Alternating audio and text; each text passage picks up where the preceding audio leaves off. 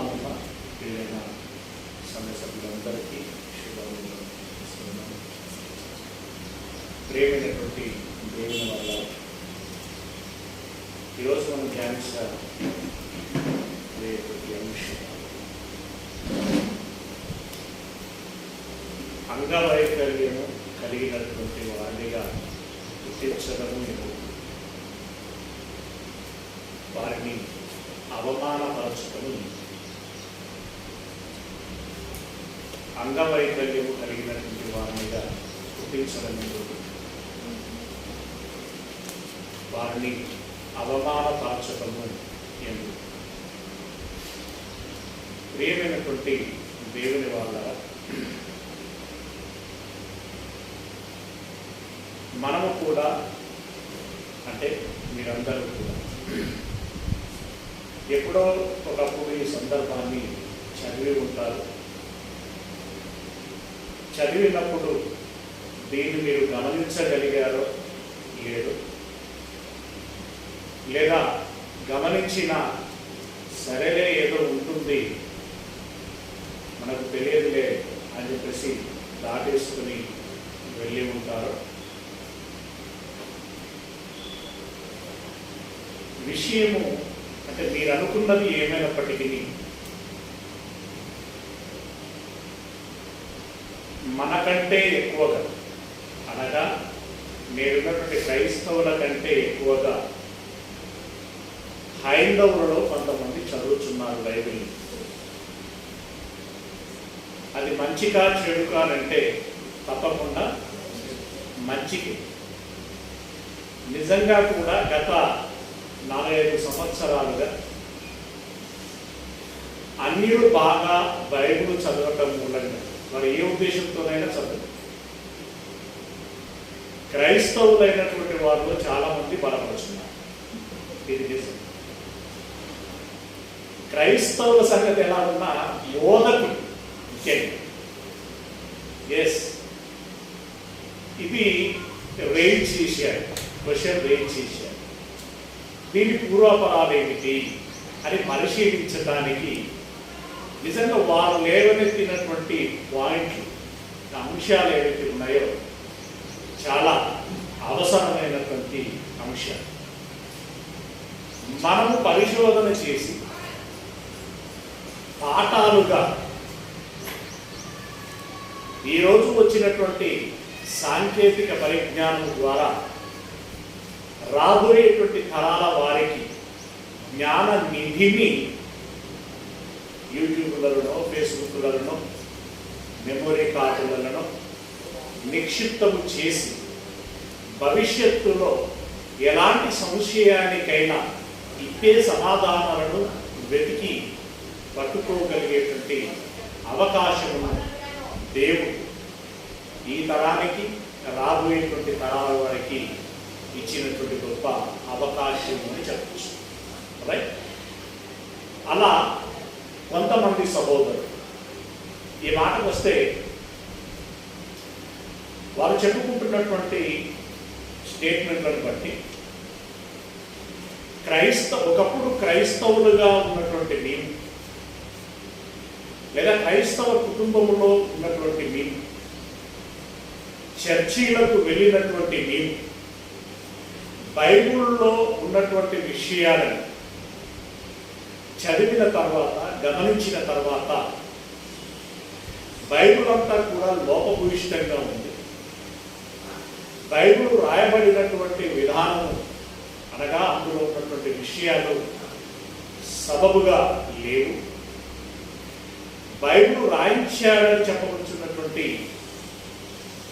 దేవుడైన ఆయన మనస్తత్వము బాగా లేదు కనుక అది మాకు నచ్చక బయటికి వచ్చాము అని చెబుతున్నటువంటి వారిలో ఒకరు అడిగినటువంటి ప్రశ్న, చాలామంది అడిగి ఉంటారు, మన దృష్టికి వచ్చినటువంటి వాళ్ళు ఒకరిద్దరు ఉన్నారు.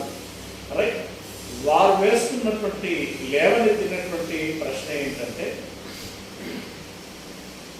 21వ అధ్యాయము లేవియ కాండము 16వ వచనములో నుండి మనం గమనించగలిగినట్లయితే లేవియ కాండము 21వ అధ్యాయం 16వ వచనములో నుండి యెహోవా మోషేకు ఈలాగు సెలవిచ్చాడు, నీవు అహరోనుతో ఇట్లను, నీ సంతతి వారిలో ఒకరికి కలంకమేదైనను, కలంకము అంటే లోపభూయిష్టము, వెలితి,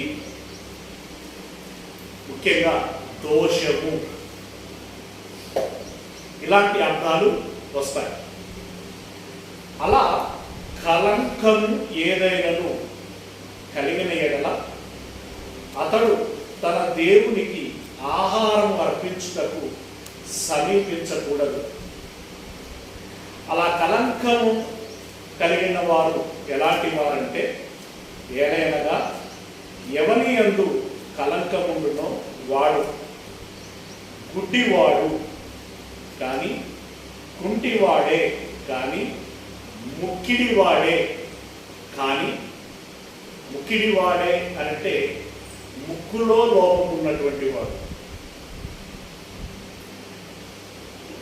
ముక్కిడివాడే కానీ, విపరీతమైన అవయవం గలవాడే కానీ, కాలైనను చేయి అయినను విరిగిన వాడే కానీ, గూనివాడే కానీ, గుజ్జువాడే కానీ, గుజ్జువాడే అంటే మరుగుజ్జు అంటాం కదా,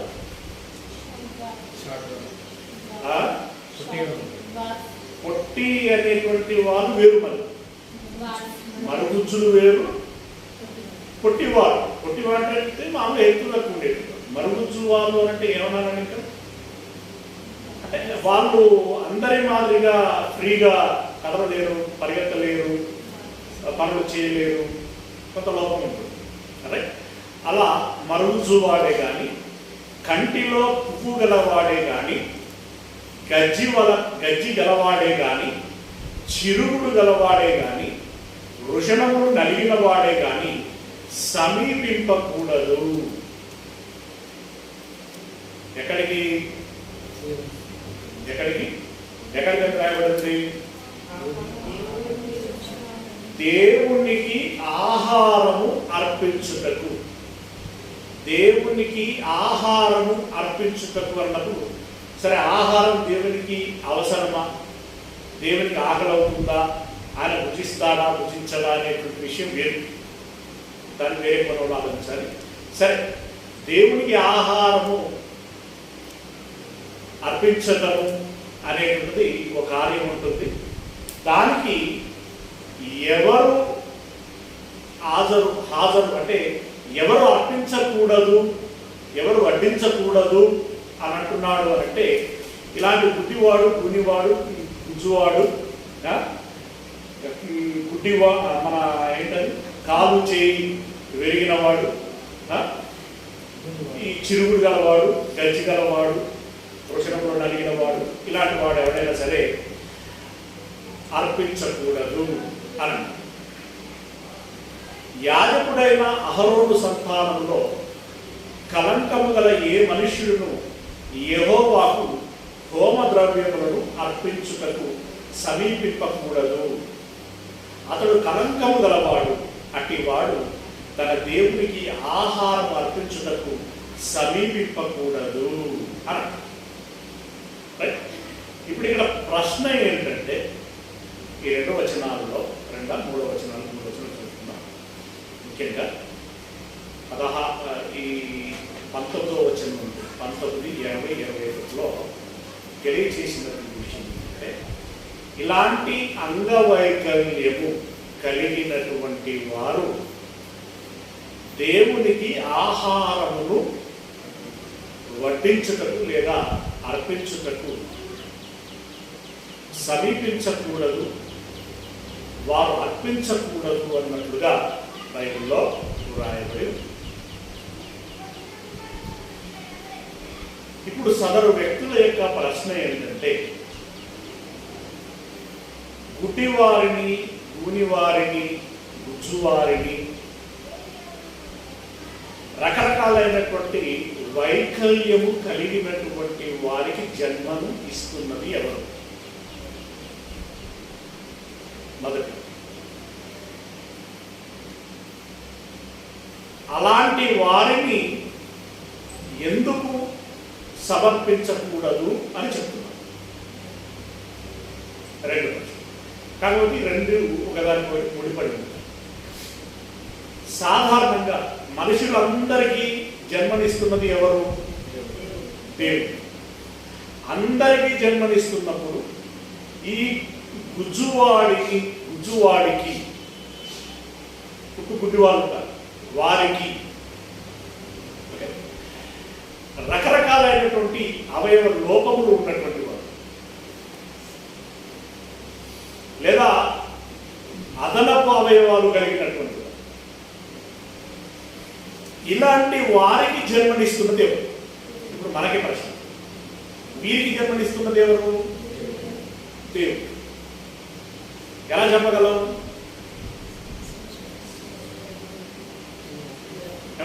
సరే, దేవుడే అన్నాం, మనం అన్నాం, వాళ్ళకి అనిపించింది కనుక ఏమంటున్నారంటే దేవుడే కదా వారికి జన్మనిచ్చింది. జన్మనిచ్చిన దేవుడు అందంగా ఉన్నవారు, ఆరోగ్యంగా ఉన్నవారు, రూపురేఖలు ఉన్నటువంటి వారు, చూపు గలవారు, వెలికి గలవారు, ఇలాంటి అవయవాలు కలిగినటువంటి వారు మాత్రమే సమర్పించాలి. మిగిలిన లోపం ఉన్నటువంటి వారు సమర్పించకూడదు అంటూ దేవుడు అంగవైకల్యము కలిగినటువంటి వారిని తన సమీపములోనికి రానివ్వకుండా, వారేదో వారు ప్రేమతో వారు కలిగింది అర్పించాలి అని అనుకుంటారు, వారు అర్పించకూడదు అనంటూ అవమానపరచడం ఎందుకు? జన్మనిస్తున్నది దేవుడే కదా, వారికి ఆ రకంగా జన్మ ఇవ్వటం ఎందుకు? వారిని అర్పించకూడదు అని అవమానించడం ఎందుకు? ఇది ప్రశ్న. ప్రశ్న అర్థమైంది కదండి. ఈ ప్రశ్న మీకు ఎలా అనిపించింది? అంటే రీజనబుల్ అయినా అన్రీజనబుల్ సబబు అయిన ప్రశ్నే అనిపిస్తున్నదా? రైట్, సబబు అయిన ప్రశ్న.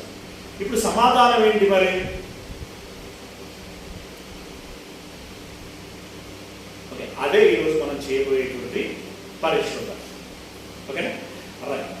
మొదటగా ఈ గుడ్డివారికి, గూనివారికి తదితరులైనటువంటి వారికి జన్మనిస్తున్నటువంటి వాడు దేవుడే అని చెప్పడానికి జవాబు ఎక్కడ?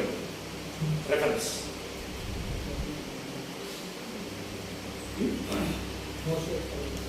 ఎస్, నిర్గమకాండము 4వ అధ్యాయము, నిర్గమకాండము 4వ అధ్యాయము 11వ వచనం. మొదటగా తీసిన వచ్చారు.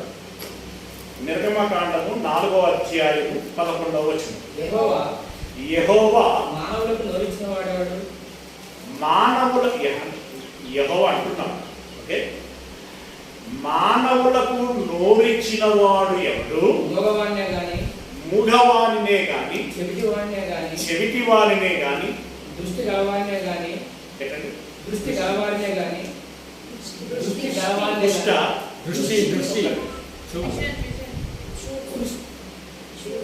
దృష్టి లోపమా? దృష్టి కలిగినటువంటి వాడు. దృష్టి గలవారినే గాని.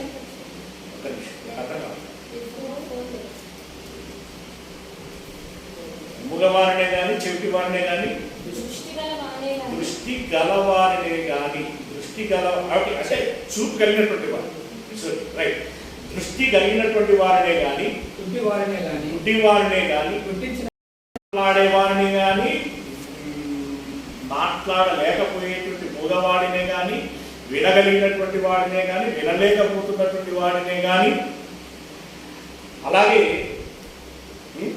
గుడ్డి వాడినే కానీ, గుడ్డి తనము కలిగినటువంటి గుడ్డి అంటే చూపు బాగున్నటువంటి వాడినే కానీ, ఇలాంటి వారిని అందరినీ పుట్టిస్తున్నటువంటి వాడను నేనే కదా అని చెప్పి మోషే గారికి ఒక మేలుకొలుపును కలిగించేటువంటి ప్రయత్నం చేస్తున్నాడు. సరే, ఎవరికి చెబుతున్నాడు, సందర్భం ఏంటి అనే విషయం పక్కకు పెడితే, యెహోవా చెప్పాడు, అలాంటి వారికి జన్మను ఇచ్చింది నేనే కదా.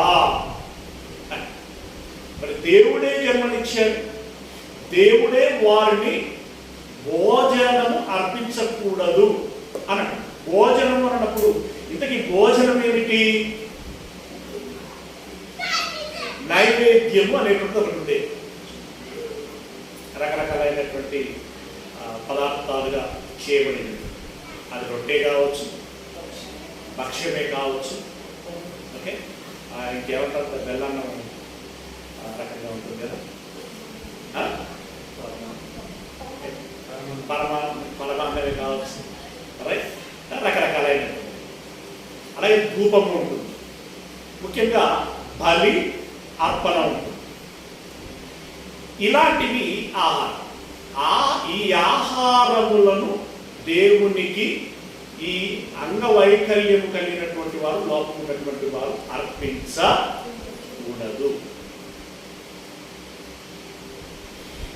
ఎందుకు అర్పించకూడదు? వీరంటే దేవునికి ఇష్టం లేదా? వీరంటే దేవునికి ద్వేషమా? వీరు తన దగ్గరికి రావటం మూలంగా తనకు నాముష? ఎందుకు వీరిని రావద్దంటున్నాడు? ఎందుకు వీరిని అవమానపరుస్తున్నాడు? ఇది ప్రశ్న. ఇప్పుడు మనం జవాబు ఒక క్లారిఫికేషన్. ఇక్కడ ఈ రెఫరెన్స్లోనే మోస్ట్లీ సమాధానం ఉంటుంది, దాని జాగ్రత్తగా పట్టించదు. అసలు ఈ ధూప దీప నైవేద్యం చేసేటువంటి పనిని దేవుడు ఎవరికి అప్పగించాడు? లేవీయులు. కారణం ఏమిటి? లేవీయులని ఎంచుకోవడానికి గల కారణం ఇదిగా చాలాసార్లు, మళ్ళీ అవన్నీ మనం పరిశోధించుకుంటూ రావాలి అనే టైం లేదు. లేవీయులకి అప్పగించడానికి గల కారణం ఏంటి చెప్పాలి. మీరు ఆలస్యం చేస్తే ఇక్కడ రికార్డ్ అవుతుంది కదా, వినేవాళ్ళు, వాళ్ళకి ఇబ్బంది అవుతాం. వారికి ఎందుకు అప్పగించాడు?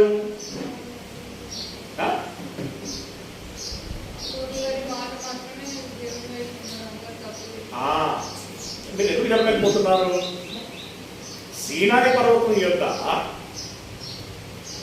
విగ్రహము చేసుకొని యెహోవాకు దూరమైనటువంటి సందర్భంలో దేవుని పక్షముగా, మోసే పక్షముగా ఉండదలుచుకున్నటువంటి వారు ఇటువైపు రండి అని.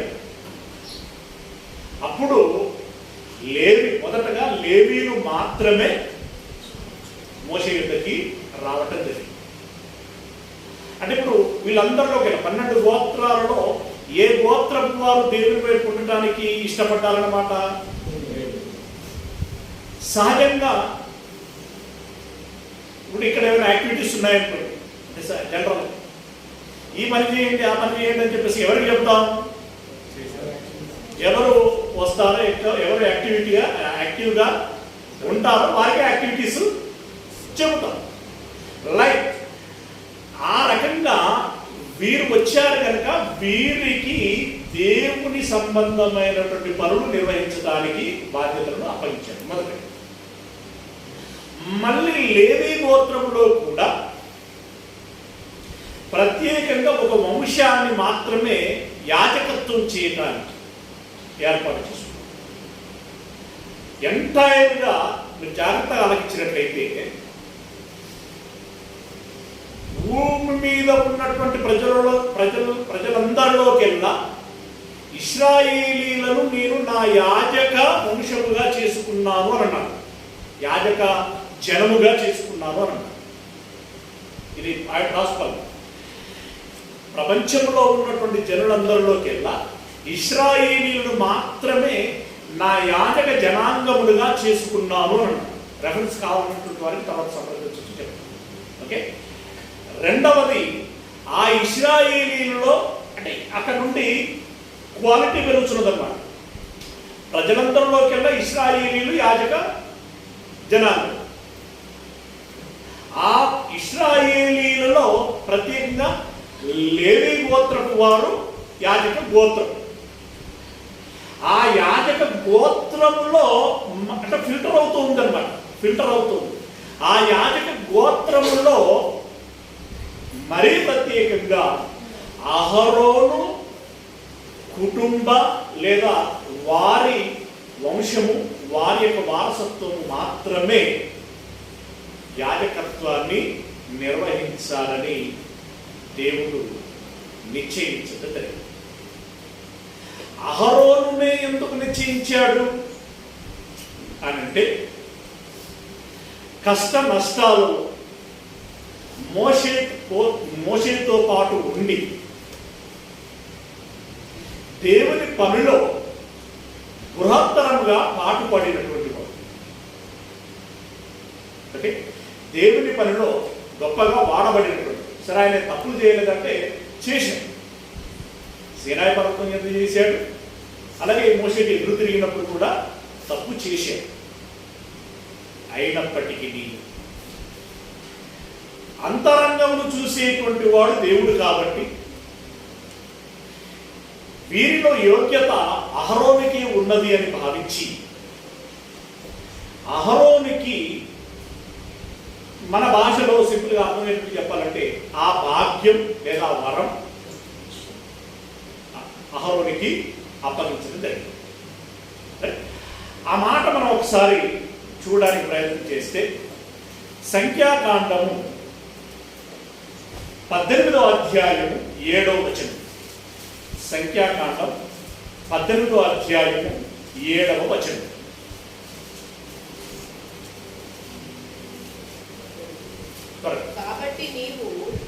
కాబట్టి నీవును నీ కుమారులను బలిపీఠపు పనులు అన్నిటి విషయంలోను కాబట్టి నీవును నీ కుమారులను బలిపీఠపు పనులన్నిటి విషయములోను అడ్డతెర లోపలి దాని విషయంలోను యాజకత్వం జరుపుచు సేవ చేయవలెను. దయచేతనే నీ యాజకత్వపు సేవ నేను నీకు ఇచ్చి ఉన్నాను. అన్యుడు సమీపించిన ఎడల మరణ శిక్ష పొందును. ఇలాంటి సందర్భాలు చాలా రాయించాడు. అందులో ఒకటి చదువుకున్నాం. నీవు నీ కుమారుడు నీ వారసత్వం మాత్రమే యాజకత్వం చేయాలి, అన్యుడు ఎవరిని కూడా సమీపించకూడదు.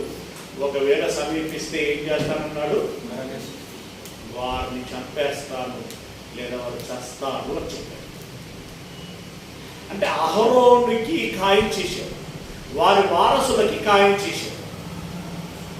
ఇప్పుడు ప్రశ్న ఒకటి మనం మాట్లాడుకోవాలి. ఏంటి, మిగిలిన గోత్రాలలో ఈ పాఠ్యాంశంను బట్టి మనం ఆలోచిస్తే ఆరోగ్యవంతులు లేరా, మంచి అంగములు కలిగినటువంటి వారు లేరా? ఉన్నారా లేరా? ఉన్నా. ఇప్పుడు యాజకత్వము అనేటువంటిది అహరోను వారసత్వానికి నియమించటం అనేటువంటి దాని విషయంలో దేవుడు ఏం చెప్పాడు, అది నా దయను బట్టి నా కృపను బట్టి నీకు అప్పగించబడింది అంతే. నేను నీకు ఎందుకు అప్పగించాను అని అంటే, నేను చూడవలసింది చూశాను. దేవుడు ఏం చూస్తాడు, హృదయాలను చూస్తాడు. ఎవరికి ఇవ్వడం సముచితమో వారికి ఇవ్వాలని నిర్ణయించాను. అతను మిగిలి ఎవరు ఏమి మాట్లాడకూడదు. నేనెందుకు చేయకూడదని కూర వచ్చాడు. నేనెందుకు చేయకూడదని నన్ను అంటే నా జడ్జిమెంట్ని క్వశ్చన్ చేయడానికి నీకు అర్హత లేదు. నేను నిర్ణయించాను. నేను ఎందుకు చేయకూడదు అని నువ్వు సహేతుకంగా అడిగి ఉంటే నేను మీకు రిప్లై వేరే ఇచ్చేవాడు. సహేతుకంగా అడిగాడు, అక్కడ దురుద్దేశం కలిగి అడిగాడు. దురుద్దేశం కలిగినప్పుడే నీ హృదయం ఏంటో తెలిసిపోయింది. నేను ఎందుకు సెలెక్ట్ చేయలేదంటే నీవు అడిగిన ప్రశ్నలోనే సమాధానము ఉన్నది. అంటే చాలా ఉంటాయి. సహోదరులు అడగచ్చు, ఆయన అడిగి కోరాహు తప్పేం చేశాడు, నేను యాజకత్వం చేస్తాను అని అన్నాడు, ఆయనకు అవకాశం ఇవ్వచ్చు కదా. కాదు, నువ్వు ఫస్ట్ దేవుడిని సంప్రదించు. అధికారిని అప్రోచ్ కా, అయ్యా నేను చేయాలనుకుంటున్నాను, నాకు అవకాశం ఇవ్వండి అని నువ్వు అడిగితే దేవుడు ఏం చెప్పేవాడు, అది చేయలేదు. అంటే అహరోనుకు మాత్రమే అప్పగించాడు అని అన్నప్పుడు అహరోనుకు లేవి గోత్రమంతటిలో ఒక ప్రత్యేకమైనటువంటి క్వాలిటీ ఉంది. ఏంటి అనేటువంటి మనం చెప్పలేదు, అది దైవం లేదు. ఓకే, తర్వాత లేవీలంతటిలో, ఈ 12 గోత్రాలంతటిలో లేవీలకు ఒక ప్రత్యేకత ఉంది. ఏంటంటే ఇందాక మనం ఆలోచించాం, మనం వెనక్కి వెళ్తున్నాం. ఓకే, ఇక లేవీలకు ప్రత్యేకత ఉంది 12 గోత్రాల్లోకెల్లా. 12 గోత్రాలు అన్నప్పుడు యాకోబు సంతానము అని మనం మాట్లాడుకుంటున్నాం. యాకోబు సంతానము యాజక జనము అన్నాడు, రెండవది వారు నా స్వాస్థ్యము అని. అంటే మిగిలిన జనులందరిలోకెల్లా ఇశ్రాయేలీలకు ఒక ప్రత్యేకత ఉంది. ఇట్లా ప్రత్యేకత అనేటువంటిది జనాలలో ప్రత్యేకింపబడినటువంటి వారు, ఆ జనంలో గోత్రంగా ప్రత్యేకింపబడినటువంటి వారు, గోత్రములో వంశముగా ప్రత్యేకింపబడినటువంటి వారు, వంశములో కుటుంబముగా ప్రత్యేకింపబడినటువంటి వారు. ఎందుకు ఏంటి అనేటువంటిది మనకు రైట్. ఇప్పుడు యాజకత్వం చేసేటువంటి వారు లేవి గోత్రంలో అహరోను సంతానం అనేటువంటి విషయం మనకు అర్థమైనప్పుడు, అహరోను సంతానం అనేటువంటి విషయం మనకు అర్థమైనప్పుడు ఈ యాజకులే కదా దేవునికి ఆహారాన్ని సమర్పించేది. యాజకులే కదా, యాజకులే సమర్పించాలి అన్నప్పుడు ఇప్పుడు గుడ్డివారు, గూనివారు, కుంటివారు అని ఎవరి గురించి అన్నట్లు? అన్నిల గురించి అన్నాడా? అన్నిల గురించి అన్నాడా? లేదు. ఇశ్రాయేలీలే సమర్పించాలి, మిగిలిన వారు సమర్పించకూడదని ఎందుకన్నాడు అని అంటే ఇప్పుడు ఏం చెప్పాలి? మామూలుగా ఇశ్రాయేలీలు సమర్పించాడు, అన్యులు సమర్పించకూడదు అని అన్నాడంటే ఏమనాలి? సహజంగా చెప్పండి, జనరల్ అవేర్నెస్. ఇశ్రాయేలీలు అనేటువంటి వారు దైవ సన్నిధిలోకి వచ్చినటువంటి, మిగిలిన వారు రాలా, కనుక వారు నా స్వాస్థ్యం అన్నాడు. ఓకేనా? అందులో లేవీయుని ఎందుకు ఏర్పాటు చేసుకున్నాడు అంటే మాట్లాడుకున్నాం. ఇంకా అందులో అహరోనుని ఎందుకు ఏర్పాటు చేసుకున్నాడు అంటే మాట్లాడుకున్నాం. ఇప్పుడు అంగవైకల్యము కలిగినటువంటి వారు సమర్పించకూడదు అని అంటే ఈ అంగవైకల్యం కలిగినటువంటి వారు అనేటువంటి మాట అన్యుల గురించి చెప్పలేదు. అన్యులు అంటే క్రైస్తవేతరులు లేదా ఇశ్రాయేతరులు. ఓకే, అసలు క్రైస్తవుల గురించి మాట్లాడుకునే అవసరం ఏం కాదు, ఇది ఇశ్రాయేలుల గురించి మాట్లాడుకునేటువంటి, ఇది అన్యుల గురించి చెప్పినటువంటి మాట కాదు. అలాగే మిగిలిన 11 గోత్రాల వారి గురించి చెప్పిన మాట కూడా కాదు. లేవి గోత్రములో ఉన్నటువంటి వాళ్ళందరి గురించి కూడా మాట్లాడినవి కాదు.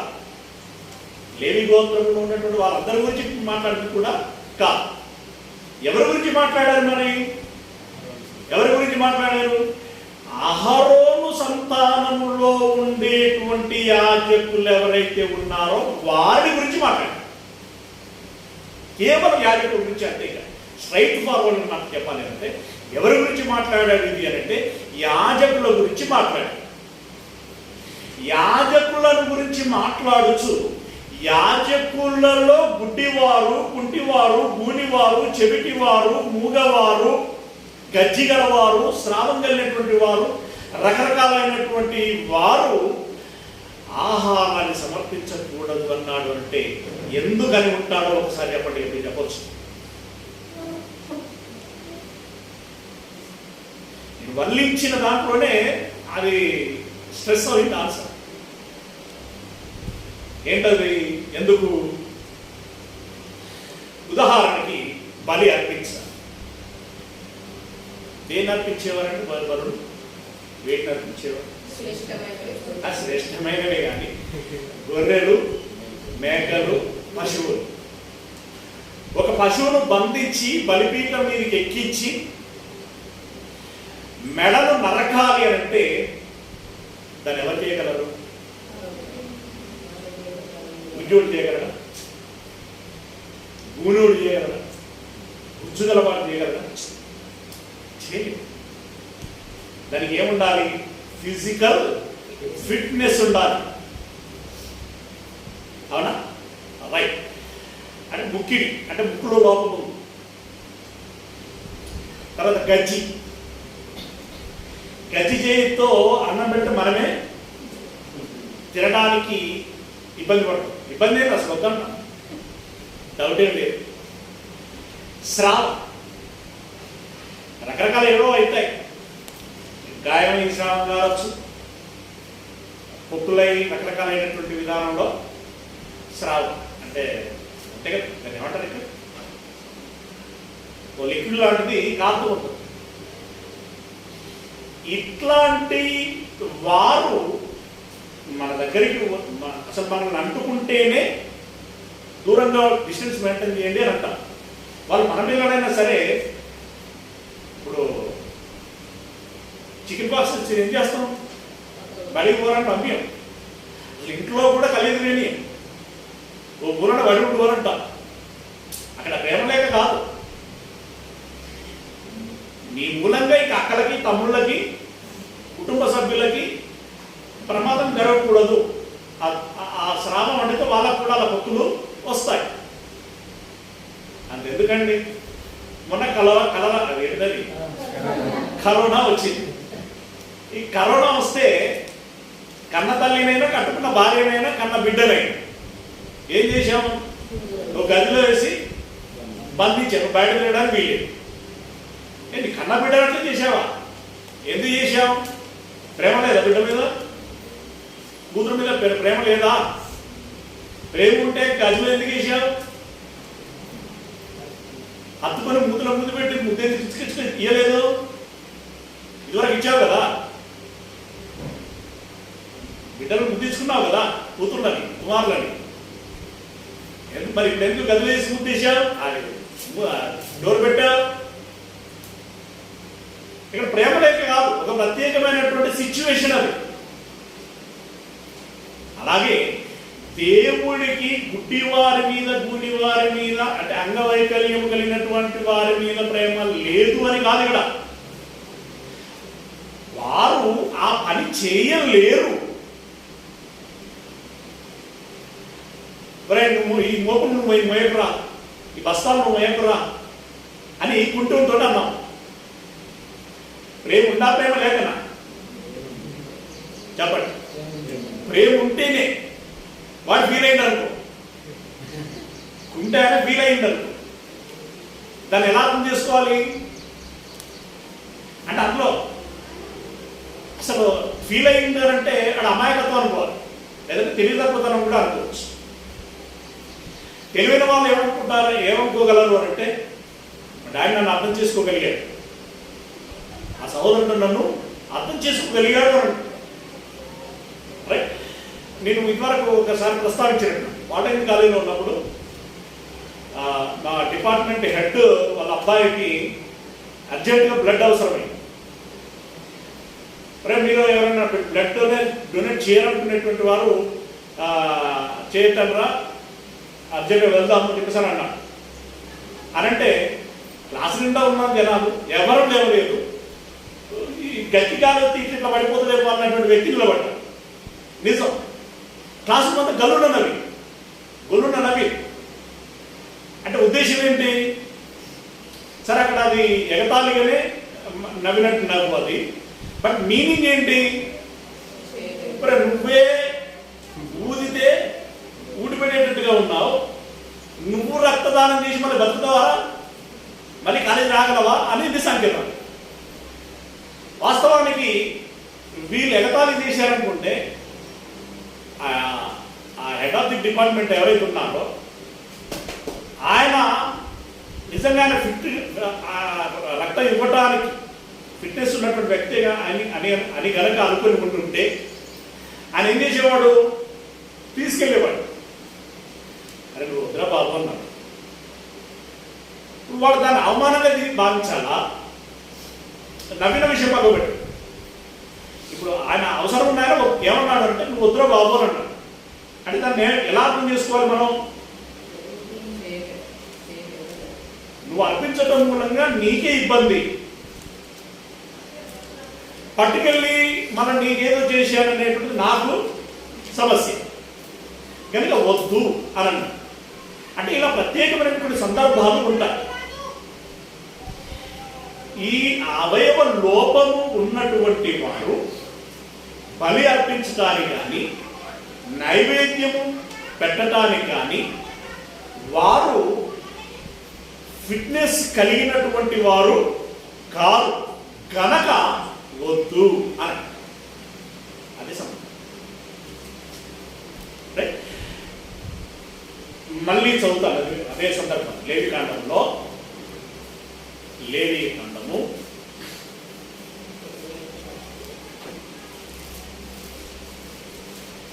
21వ అధ్యాయము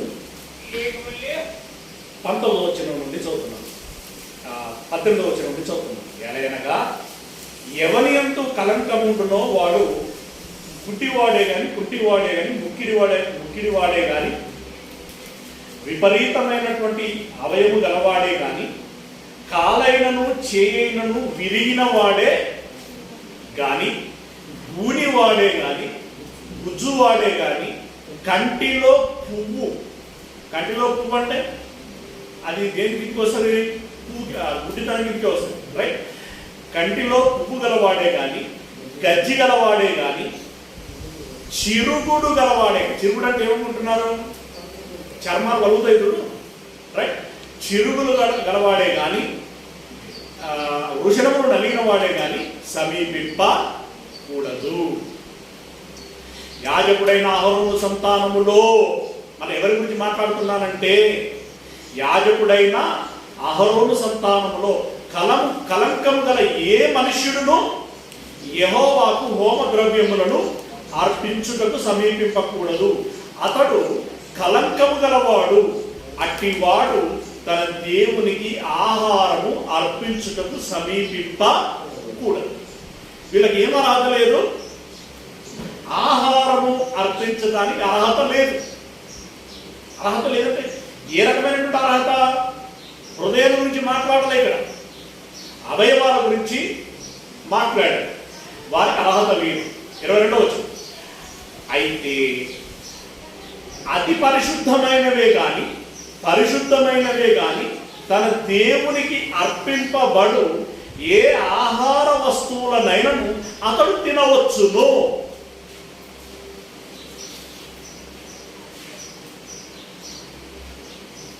దైవ సన్నిధిలో అర్పించబడినటువంటి అర్పణలలో యాజకుడి అంటూ ఒక ప్రత్యేక భాగం ఉంటుంది. అది యాజకుడు మాత్రమే పూజించాలి. యాజకులు మాత్రమే పూజించేటువంటిది కొంత ఉంటుంది.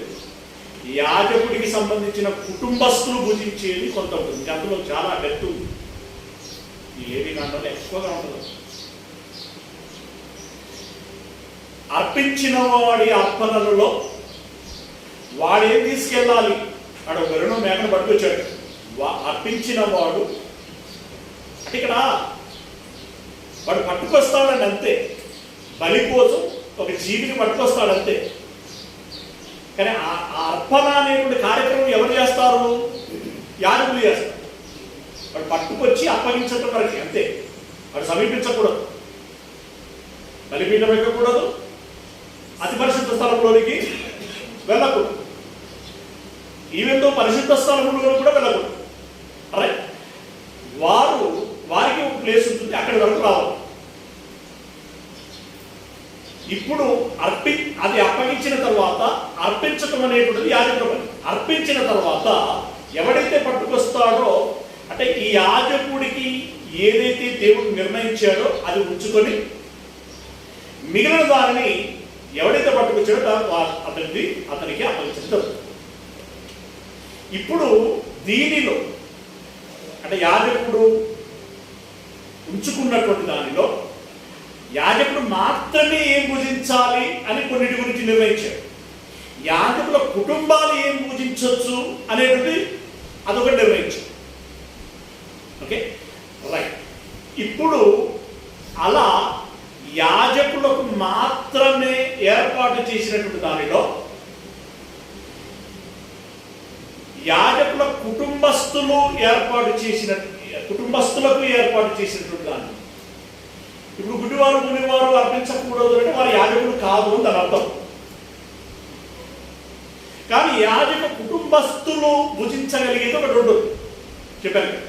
యాజక కుటుంబస్తులుగా ఇప్పుడు ఈ అవయవ లోపం ఉన్నటువంటి వారు భావించబడతారు.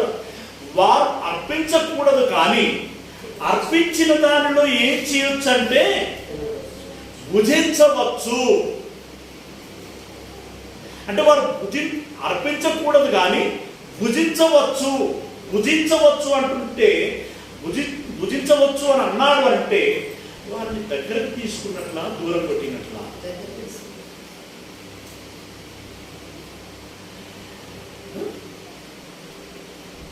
వృద్ధులు ఉన్నారు, పొయ్యి కడుకోలేరు, స్టవ్ వెలిగేయలేరు, వండలేరు. అమ్మను వద్దు పొయ్యి రాకమని ఎవరో వండగలిగిన వాళ్ళు వండుతారు. వండిన తర్వాత అమ్మ పెడతారు. నన్ను వండొద్దన్న నాకెందుకు పెడతాను, నాకెందుకు పెడతానవరా అని ఆ ముసలమ్మ అంటే ఈ తేడాన్ని మనం అర్థం చేసుకోవాలి. ఇప్పుడు సదరు వ్యక్తులు అడిగినటువంటి విధానంలో ఈ వ్యత్యాసము అర్థం కాక అడిగారు అదన్నమాట. ఈ అర్థం కానటువంటి వాళ్ళకి అర్థం చేయించడమే మన డ్యూటీ. ఓకే, అతి పరిశుద్ధమైనవే కానీ తన దేవునికి అర్పింపబడి ఏ ఆహారపు వస్తువులనైనను అతడు తినవచ్చును.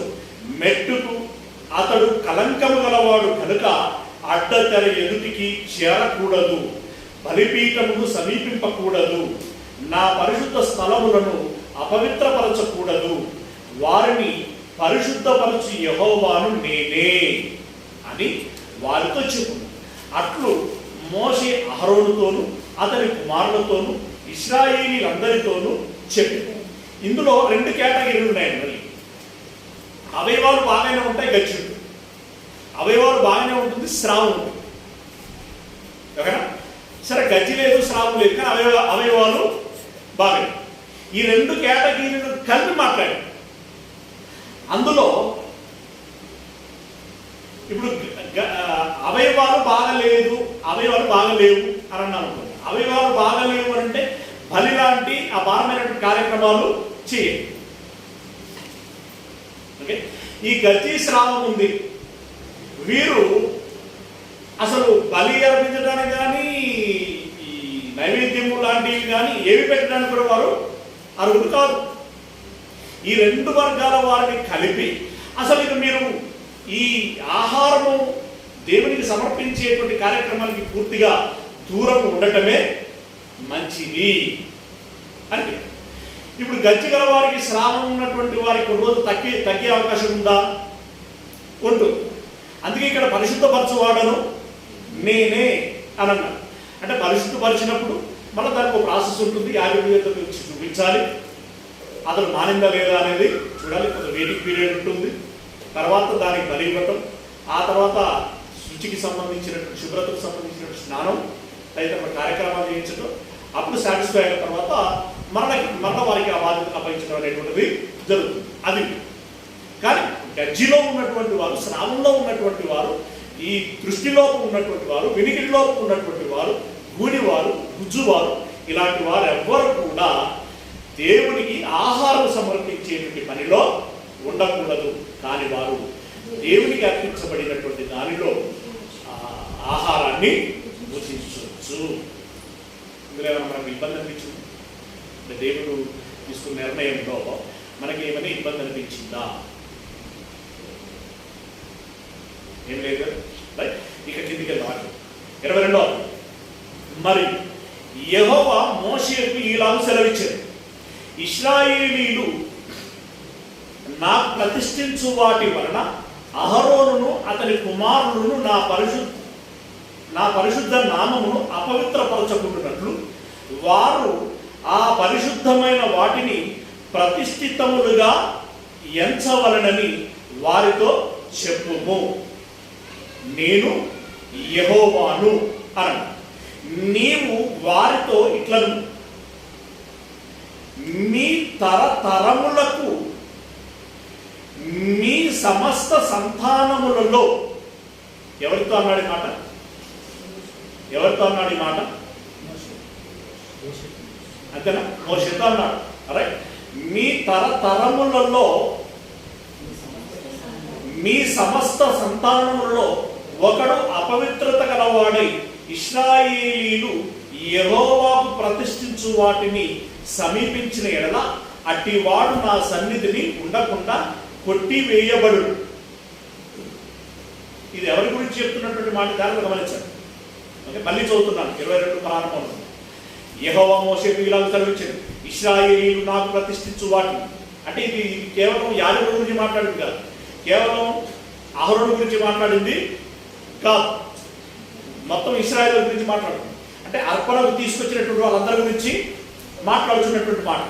వాళ్ళతో మాట్లాడుతూ మీ తరతరములకు, 3వ వచనం చదువుతున్నాను, మీ తరతరములకు మీ సమస్త సంతానములలో ఒకడు అపవిత్రత గలవాడై ఇశ్రాయేలీలు యెహోవాకు ప్రతిష్ఠించు వాటిని సమీపించిన ఎడల అట్టివాడు నా సన్నిధిని ఉండకుండా కొట్టివేయబడు. నేను యెహోవాను. అహరోను సంతానములో ఒకనికి కుష్ఠైనను. ఎవరి సంతానంలో? ఇందాక మాట్లాడింది ఇశ్రాయేలు అందరి గురించి మాట్లాడాడు. మళ్ళీ సడన్ గా ఇక్కడికి వచ్చేసరికి ఎవరి గురించి మాట్లాడుతున్నాడు అంటే అహరోను సంతానం గురించి మాట్లాడుతున్నాడు. అహరోను సంతానంలో ఒకరికి కుష్ఠైనను శ్రావమైనను కలిగిన ఎడల అట్టివాడు పవిత్రత పొందు వరకు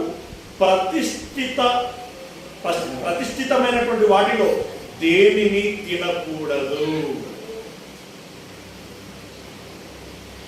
కుష్టు గలవాడు, స్రావం కలిగినటువంటి వాడు భుజించకూడదు అని. అంటే ఇది శాశ్వతం కాదు. మనం ఏమన్నాడు అంటే 4వ రైట్, అహరోను సంతానంలో ఒకరికి కుష్ఠైనను శ్రావమైనను కలిగిన ఎడల అట్టివాడు పవిత్రత పొందు వరకు ప్రతిష్ఠితమైనటువంటి వాటిలో దేనిని తినకూడదు. శవము వలని అపవిత్రత గలవాడు దేనినైనను ముట్టువాడును, స్ఖలిత వీర్యుడును, అపవిత్రమైనటువంటి పురుగునేమి, ఏదో ఒక అపవిత్రత వలన అపవిత్రుడైన మనుష్యుడినేమి ముట్టువాడును, అట్టి అపవిత్రత కలిగిన వాడును సాయంకాలం వరకు అపవిత్రుడగును. అంటే శవాన్ని ముట్టినవాడు అపవిత్రుడు. రకరకాలైనటువంటి పురుగులను ముట్టినవాడు అపవిత్రుడు. వాడు పవిత్రమైనటువంటి వాటిని భుజించకూడదు. ఒకసారి ఆలోచించండి, కుష్టును దేవుడు నయం చేసేవాడా? నయం చేసేవాడైనా వాడిని అలా విడిచిపెట్టేవాడా? నయం చేసేవాడు. స్రావం తగ్గేదైనా అది శాశ్వతమా? తగ్గేది. శవాన్ని ముట్టుకున్నాడు. ఇది మనకు బాగా ఎక్స్పీరియన్స్. శవం దగ్గర పోయాం, ఒకల మీద ఒకల పడి గొల్లుమని ఏడ్చాం. ఒకల సొల్లు ఒకల మీద పడ్డది. రైట్. తర్వాత శవం మీద పడి కూడా ఏడిచాం. వాళ్ళు ఇటు దాటు మొత్తం పాక్కున్నాం. అవునా? రైట్. ఇప్పుడు అట్నే నేరుగా వంటగదిలోకి వెళ్ళి ఇంత పెట్టుకుని తింటామా? భుజిస్తావా? శవం అనగానే మనం అంటే మామూలుగా అయితే ఇదొక పూర్వకాలం నుండి శవం ముట్టుకున్నటువంటి వారు ఏమవుతారు? ఆ పదం మైల మైలబడినట్టు, శవాన్ని ముట్టుకున్నటువంటి వారు మైలబడినటువంటి వారు అసలు ఇంట్లోకే రాకూడదు. బయటనే వస్త్రాలు తీసేయాలి, బయటనే స్నానం చేసేయాలి, మరి వేరు వస్త్రాలు మార్చుకొని రావు. వచ్చిన తర్వాత అప్పుడు ఇల్లంతా తిరగవచ్చు, వంట చేయొచ్చు, భోజనం చేయొచ్చు. సరే నేను ఇల్లంతా తిరిగా వంట భోజనం మాత్రం చేస్తా అంటే ఒప్పుకుంటాం. అసలు దేనికి పర్మిట్ ఇవ్వం. ఇప్పుడు పురుగులు, రకరకాల పురుగులు అని ఉన్నారు. ఆ పురుగులలో కూడా ఏమి రకరకాల విష పురుగులు ఉంటాయి, ప్రమాదకరమైనటువంటి ఉంటాయి. ఇలాంటి వాళ్ళందరూ కూడా పూజించకూడదు. సాయంత్రం వారు పరిశుద్ధపరచబడతారు అన్నాడు. సాయంత్రం అంటే ఏ సాయంత్రం? శవం అయితే ఆ రోజు స్నానం చేసి ఆ రోజు సాయంత్రం. మిగిలిన వారు స్రావం అనేటువంటి వాడు స్రావము తగ్గిన తర్వాత, వాడు శుద్ధి అయిన తర్వాత, స్నానం చేసిన తర్వాత వాడికి సాయంకాలం ఉంటుంది, వాడప్పుడు శుద్ధులవుతాడు. అలాగే కుష్టు, వీళ్ళందరూ కూడా అలా పరిశుద్ధులైన తర్వాత మాత్రమే పరిశుద్ధమైనటువంటి వాటిని గుర్తించడానికి అర్హులు అన్నారు. అలాగే 5వ వచనం, 6వ వచనం, 5వ వచనం చదువుతూ కట్టిన అపవిత్రమైన పురుగునేమి ఏదో ఒక అపవిత్రం వలన అపవిత్రుడైన మనుషునేమి ముట్టువాడు అట్టి అపవిత్రత కలిగిన వాడును సాయంకాలం వరకు అపవిత్రుడు. అతడు నీళ్లతో తన దేహమును కడుక్కుని వరకు ప్రతిష్ఠితమైన వాటిని తినకూడదు. అంటే ఎప్పుడు తినొచ్చు మరి? నీళ్లతో దేహము కడుక్కునేంత వరకు ప్రతిష్ఠితమైనటువంటి వాటిని తినకూడదు. అంటే స్నానం చేసేంత వరకు తినకూడదు అని అన్నాడు. అంటే ఎప్పుడు తినొచ్చు? దీన్ని బట్టి ఏమని చెప్పినట్టు, నువ్వు స్నానం చేసిన తర్వాత తినొచ్చు. రైట్? అంటే శవాన్ని, పురుగులని, రకరకాలైనటువంటి వాటిని ముట్టుకున్నటువంటి వాడికి ఒక నియమం అక్కడ వరకు ఉంటుంది. అలాగే గజ్జి, స్రావం తదితరమైనటువంటి వెళ్ళినటువంటి వారు దానికి ఒక టైం పీరియడ్ ఉంటుంది. వాళ్ళు పరిశుద్ధులు అయ్యేటువంటి సమయం, పరిశుద్ధుల మీన్స్ పవిత్రత పొందుకునేటువంటి ఒక సమయం ఉంటుంది. ఆ సమయం ఇచ్చిన తర్వాత వారును పూజించవచ్చు. అతడు నీళ్లతో తన దేహమును కడుక్కుని వరకు ప్రతిష్ఠితమైనటువంటి వాటిని తినకూడదు. సూర్యుడు అస్తమించినప్పుడు అతడు పవిత్రుడను, తర్వాత అతడు ప్రతిష్ఠితమైనటువంటి వాటిని తినవచ్చును, అవి వారికి ఆహారమే కదా. అవి వారికి ఆహారమే కదా. అంటే తాను ఒక రిస్ట్రిక్షన్ పెట్టాడు. ఎవరు అర్పించవచ్చు, ఎవరు అర్పించకూడదు, ఎవరు పూజించవచ్చు, ఎవరు పూజించకూడదు. ఈ కండిషన్లో ఎవరికి మేలుందండి? ఎవరికి మేలుంది, ఎవరికి కీడుంది? తాను చెప్పినట్లుగా ఆ కండిషన్లో ఉండకుండా, అంటే తాను ఏదైతే నియమం చేశాడో ఆ నియమానికి కట్టుబడి ఉండకుండా నేనెందుకు బలి ఇవ్వకూడదు అని చెప్పేసి కుంటోడు గూనోడు వచ్చి అంత ఎత్తున ఉండేటువంటి బలి పశువుని తీసుకొచ్చి 4 కాళ్ళు కట్టేస్తా, పట్టుకొచ్చి బలిపీఠం మీద పెట్టేస్తా, కత్తెత్తి నరికేస్తా అని అంటే అదొక కుమ్ముడు కుమ్మిందంటే ఏం జరుగుతుందో తెలిసింది. బలి అర్పించేటువంటి విషయం కదా. అది బలి కూడా వీడు బలి అవుతుంది. అలాంటి పరిస్థితులు ఉంటుంది. రైట్? ఇక గజ్జి వెళ్ళినటువంటి వాడు, శ్రావం వెళ్ళినటువంటి వాడి గురించి చెప్పాల్సిన అవసరం లేదు. అలాగే కుష్టి కూడా చెప్పాల్సినటువంటి అవసరం లేదు. ఇక తినకూడదు. ఎప్పుడు తినకూడదు? ఇలాంటి అపవిత్రతలో ఉన్నప్పుడు తినకూడదు. అది నీకే అనారోగ్యము కలిగిస్తుంది. నీవు ఆరోగ్యవంతుడవు ఉండాలి అంటే నేను చెప్పిన ప్రకారంగా నీవు శుచి, శుభ్రత అనేటువంటిది పొందిన తర్వాత, అనగా పవిత్రుడమైన తర్వాత నీవు భుజించవచ్చు. ఏది పవిత్రమైనటువంటి, ప్రతిష్ఠితమైనటువంటి వాటిలన్నింటిలో కూడా నువ్వు భుజించవచ్చు. అది నీకు అంటే యాజక కుటుంబానికి ఆహారమే కదా. ఇప్పుడు ఈ ఎక్స్ప్లెనేషన్లో ఇప్పుడు ఏదైతే క్వశ్చన్ రేజ్ అయిందో దానికి మనం ఇప్పుడు ఎక్స్ప్లెనేషన్, ఈ వివరణ ఏదైతే తీసుకున్నామో అది మనకి సహేతుకంగా అనిపించిందా, లేదు ఇది సహేతుకం కాదు అని అనిపించిందా? సహేతుకమే కదా. అంటే క్వశ్చన్ వచ్చిందంటే ఎందుకు వచ్చి ఉంటుంది పాపం? నేను అడిగేవాడిని చూశాను, నిజాయితీగానే అడిగాను. అంటే పాయింట్ ఎక్స్ప్రెషన్ మనకి డెలివరెన్స్ ఎలా చేశాడని మనకు అర్థమవుతుంది కదా. ఆయన నిజాయితీగానే చేశాడు, నిజాయితీగానే చేశాడు. కానీ ఆ నిజాయితీ చేశాడు, బట్ ఎందుకు చేసి ఉంటాడు అంటే మనం ఏం చెప్పగలం? ఈ పూర్వాపరాలు, ఈ సందర్భము ఏంటి అనేటువంటిది అర్థం చేసుకోలేక అడిగాడు. వారు భుజించవచ్చు అన్నారు. భుజించవచ్చు అంటే ఇప్పుడు జాగ్రత్తగా గమనించండి. అర్పించడానికి వద్దు అన్నాడు, అపవిత్రతలో ఉన్నవాడు తినకూడదు అన్నాడు. పవిత్రతలో ఉన్నటువంటి వాడు ప్రతిష్ఠితమైనటువంటివి, నాకు ప్రతిష్ఠితమైనటువంటి వాటిని భుజించవచ్చు అన్నాడు. ఇప్పుడు ఈ అంగవైకల్యం కలిగినటువంటి వారి పట్ల దేవుడికి ప్రేమ ఉండి ఆ మాట చెప్పాడా, లేక ఆ మాట చెప్పాడా? వారి పట్ల దేవుడికి ప్రేమ ఉందా, ద్వేషం ఉందా? ద్వేషం ఉందని మనం ఎలా అనగలం? అనడానికి అసలు స్థానమే లేదు, అవకాశమే లేదు. కనుక అపార్థం చేసుకుని అడుగుతున్నటువంటి ప్రశ్నే తప్ప మరొకటి కాదు. ఇంకా ఈ లోపం ఉన్నటువంటి వారి గురించి ఆయన సలహా మనలాంటి వాళ్ళకి ఇచ్చాడు. దాన్ని బట్టి ఆయన వారి పట్ల దేవుడికి ఉన్నటువంటి అభిప్రాయం ఏంటి అనేటువంటిది మనం అర్థం చేసుకోవచ్చు. ఓకే, సామెతల గ్రంథము ఇదే లేవికాండము 19వ అధ్యాయము 14 వచ్చింది. 19వ అధ్యాయం 14 వచ్చింది. చెవిటి వాణ్ణి తిట్టకూడదు. తిడతారా చెప్తారండి మస్తుగా? అంతెందుకంటే వాడికి వినొచ్చినా మన భాష అర్థం కాదనుకుంటేనే వాడికి తెలుగు అర్థం కాదు.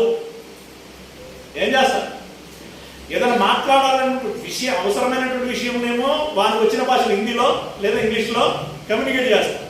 వాని మీద కోపం వచ్చి ఫ్రస్ట్రేషన్తో ఏదైనా అలాంటినప్పుడు మాత్రం హిందీలో తింటారు. దేనిలో తింటారు? వాడి కసి అంతా తీరిపోయేటట్టు తెలుగులో పచ్చి బూతులు తిట్టేస్తారు.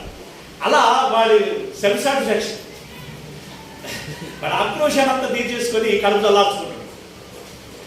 తర్వాత మళ్ళీ సార్ అనేటప్పుడు దీంట్లో ఏ భాష మాట్లాడతాడు? ఇందులో పాడేమనుకుంటాడంటే అతను వాడిని మాట్లాడుతాను అనుకుంటాడు. సరే, వాడిని మేనేజ్ చేయడానికి ఈ కథలు. అసలు ఇక్కడ దేవుడు ఏమంటున్నాడంటే నువ్వు ఏ భాష కూడా కాదు, అసలు తిట్టనే తిట్టకూడదు. రెండవది, గుడ్డివాణి ఎదుట అడ్డము, చెవిటివాణ్ణి తిట్టకూడదు, గుడ్డివాణి ఎదుట అడ్డము వేయకూడదు. నీ దేవునికి భయపడవలెను, నేను యెహోవా. అంటే అంగవైకల్యం కలిగినటువంటి వారిని అవమానపరచకూడదని చెప్పాడు కదా. అవమానపరచకూడదన్నాడు. తిట్టడం అంటే అవమానపరచకూడదు అని అన్నాడు. రెండవది, వారికి ప్రమాదము, గుడ్డివానికి అడ్డం కర్ర వేయడం ప్రమాదమే కదా, ప్రమాదము కలిగించకూడదు అన్నాడు. వారి పట్ల దేవుడికి ఏ అభిప్రాయం మాట చెప్తాడు? ఓకే, ద్వితీయోపదేశకాండం 27వ అధ్యాయం. ద్వితీయోపదేశకాండం 27వ అధ్యాయం 18 వచ్చి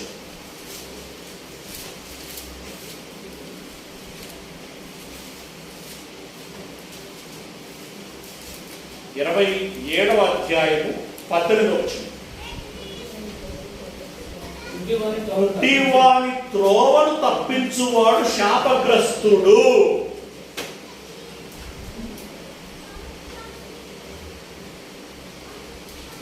పక్కన కాలువ ఉంది, కెనాల్.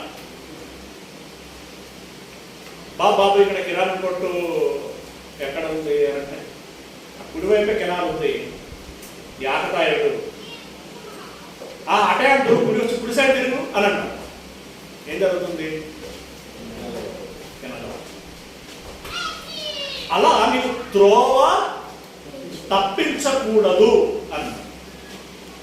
అంటే వీటన్నిటి బట్టి మనకి ఏమర్థం అవుతుంది అంటే అంగవైకల్యము కలిగినటువంటి వారి పట్ల దేవునికి ద్వేషము లేదు, వారి పట్ల ప్రేమే ఉన్నది, ఖచ్చితంగా ఉన్నది. వారి హితము కోరే దేవుడు యాజకత్వము చేయకూడదని చెప్పాడు. ఓకే, ఇంకొక సందర్భం మనకు వెళ్ళను కదా, వీడు గుడ్డివాడుగానైనను అంటే గుడ్డివాడుగా పుట్టడానికి గల కారణము వీడైనను వీడి తల్లిదండ్రులు ఏమైనా పాపము చేశారా? గుడ్డివాడు అంటే అది కూడా ఒక వైకల్యం కదా. వీడు అలా పుట్టడానికి గల కారణం ఏంటి? ఈ గుడ్డను పుట్టించినారు, దేవుడు ఒప్పుకున్నాడు, నేనే పుట్టించాను అన్నాడు. ఎందుకు పుట్టించాడు? వాడికి డౌట్ వచ్చింది, వీడు పాపం చేస్తే పుట్టిండేమో అని అతను అనుకుంటున్నాడు. అంటే మనుష్యులు అడ్వాన్స్గా ఎంత దూరం వెళ్తారు అంటే కాని విషయాన్ని కూడా అవునున్నట్టుగా మాట్లాడుకుంటారు. చాలా మంది విషయంలో ఏం పాపం చేశాడో, లేదంటే వీళ్ళు అవే ఏం పాపం చేసిందో, వీళ్ళకి గది పట్టింది, ఈ రకంగా మాట్లాడతాం. అప్పుడు అడిగాడు, ఎవరు పాపం చేశారు అని చెప్పేశారంటే యేసయ్య ఏమన్నాడు? వీడైనను వీళ్ళ తల్లిదండ్రులైనను పాపం చేయలేదు. మరి ఎందుకు గుడ్డివాణ్ణిగా పుట్టించాడు? చదవండి, యోహాను సువార్త 9వ అధ్యాయము 3వ వచనం. 9వ అధ్యాయం 3వ వచనం. యేసు వీడైనను వీని కన్నవాడైనను పాపము చేయలేదు, కానీ దేవుని క్రియలు వీని యందు ప్రత్యక్షపరచుటకే వీడు గుడ్డివాడుగా పుట్టెను. అంటే వీని ద్వారా ఒక అద్భుతం జరిగించాలనుకున్నాడు. వీని ద్వారా దేవుని శక్తి ఎంతో సమాజానికి చాటాలి అనుకున్నాడు. అందుకే వాడికి ఆ జన్మను ఇచ్చాడు. ఇది మొదటిది మీన్స్ దీంట్లో ఈ డివిజన్లో మొదటి. రెండవది మనం గమనించాల్సినటువంటి విషయం ఏంటంటే, ఇందాక చెప్పాడు కదా, చెవిటి వాడిని తిట్టకూడదు, గుడ్డి వాడికి అడ్డము వేయకూడదు అన్నాడు. నువ్వు వేస్తావా వేయవా ఎప్పుడు తెలుస్తుంది? నువ్వేంటి, నీ మనస్తత్వం ఏంటి?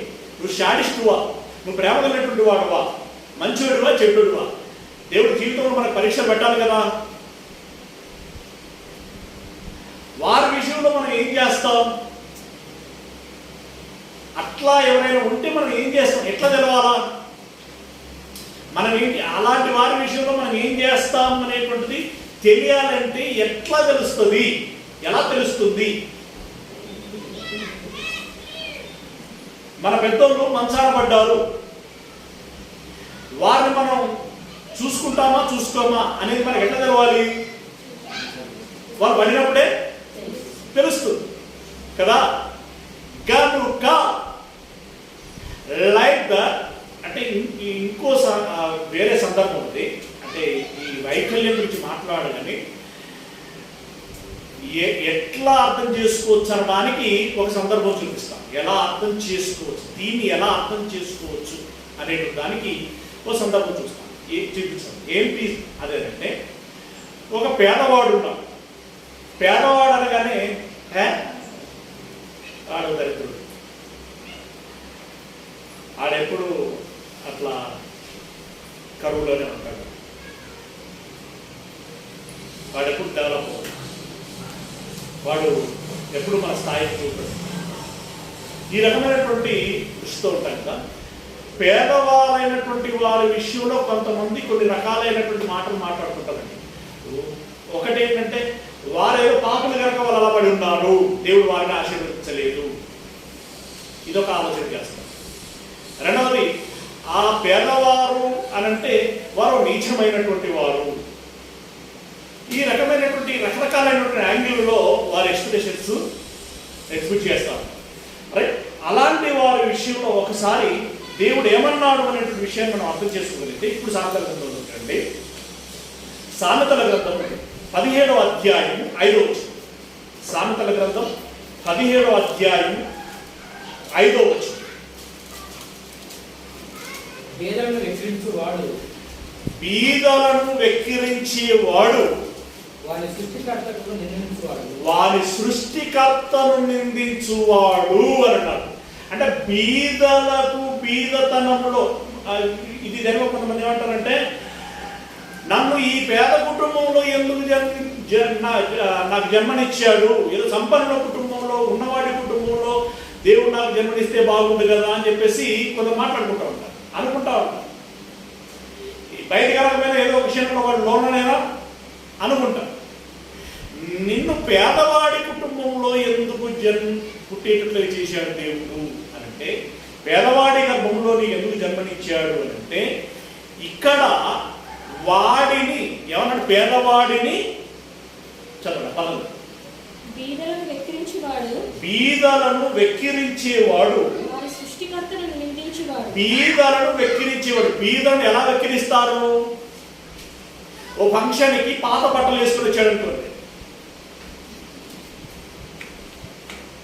ఇవి ఉన్న వాళ్ళందరూ పట్టు చీరలు కట్టుకొచ్చుకున్న కూర్చున్న వాళ్ళందరూ ఏం మాట్లాడుకుంటారు?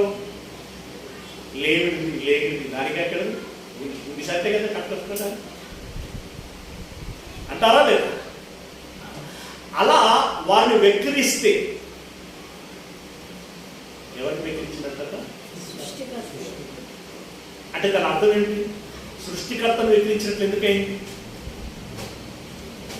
పేదవారిగా పుట్టులాగున్న దేవుడు వారికి అలా జన్మనిచ్చాడు. ఎస్, ఎందుకు జన్మనిచ్చాడు? వారిని నువ్వు వెక్కిరిస్తావా, సహకరిస్తావా? వారిని స్వీకరిస్తావా, తృణీకరిస్తావా? నిన్ను వలని పొరుగు వారిని ప్రేమించుమనేటువంటి ఆజ్ఞని ఇంప్లిమెంట్ చేస్తావా, చేయవా? నిన్ను వలని పొరుగు వారిని నువ్వు ప్రేమిస్తున్నావా లేదా అనేటువంటిది, ఆకలైన వాడికి అన్నం పెట్టు, వస్త్రం లేనటువంటి వాడికి వస్త్రం ఇవ్వు అనేటువంటి ఆ పని నువ్వు చేస్తావా లేదా అని తెలవాలంటే నీ ముందు ఎవరు ఉండాలి? ఆకలితో ఉన్నవాడు ఉండాలి, ఆ పేదవాడు ఉండాలి.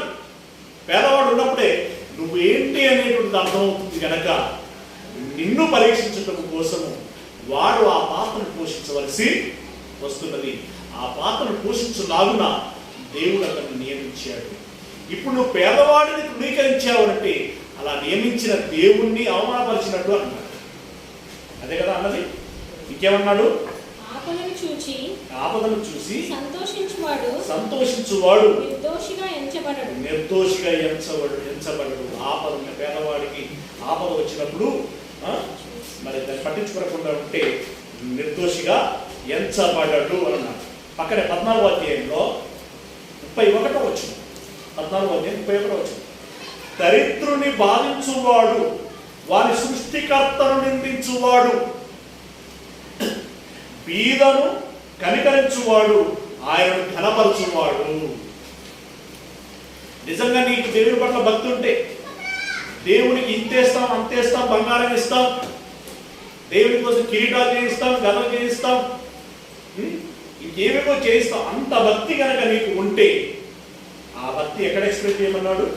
బీదను కనికరించు. అంటే ఒక పేదవాడిని నిందిస్తేనే, అవమానపరిస్తేనే, త్రోసివేస్తేనే ఎవరిని అవమానపరిచినట్లు, ఎవరిని నిందించినట్లు అని అన్నాడు? సృష్టికర్తను నిందించినటువంటి వాడవుతాడు అని అన్నాడు. అలాగే ఇప్పుడు ఒక వైకల్యం ఉన్నటువంటి వాడిని గుడ్డోడనో వాని విషయంలో ఎక్కిరింతలు పెట్టామనుకోండి, ఇప్పుడు ఎవరిని ఎక్కిరించినట్లు? సృష్టికర్తను ఎక్కిరించినట్లు. నీవు ఇప్పుడు ఆ వైకల్యం ఉన్నటువంటి వాడిని స్వీకరిస్తావా, తృణీకరిస్తావా అనేటువంటిది నీ విషయంలో బయటపడాలి అంటే నీ ఎదుట ఎవరు ఉండాలి?